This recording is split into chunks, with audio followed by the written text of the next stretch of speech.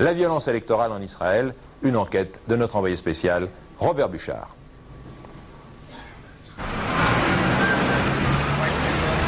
Pour la première fois peut-être depuis la création de l'État d'Israël, la démocratie n'aura pas pleinement joué dans une élection.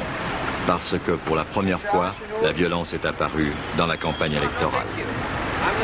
PC électoraux attaqués, voitures incendiées, sévères bagarres dans les meetings, les Israéliens sont un peu écœurés par le déroulement de cette campagne.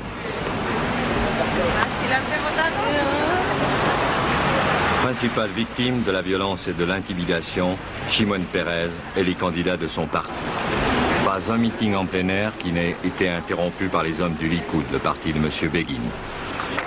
Par peur des incidents et des bagarres, les gens ne viennent pas nombreux au meeting de Shimon Peres et dans l'assistance, il y a presque autant de policiers et de soldats que de sympathisants.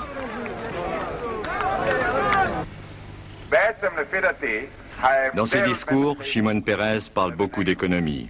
Il accuse Begin d'avoir artificiellement freiné l'inflation en subventionnant les articles de première nécessité.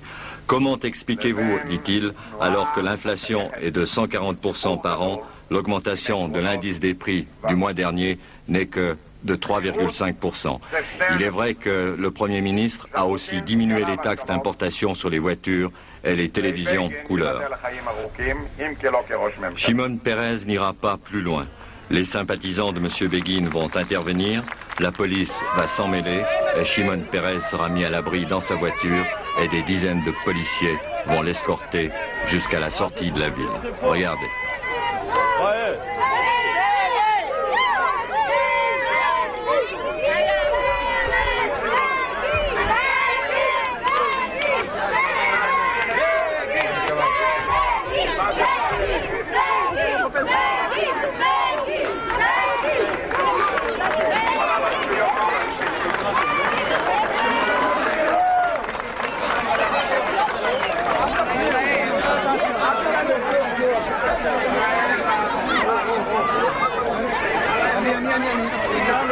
Le meeting a duré un peu plus d'une demi-heure et c'est ainsi depuis le début de la campagne électorale.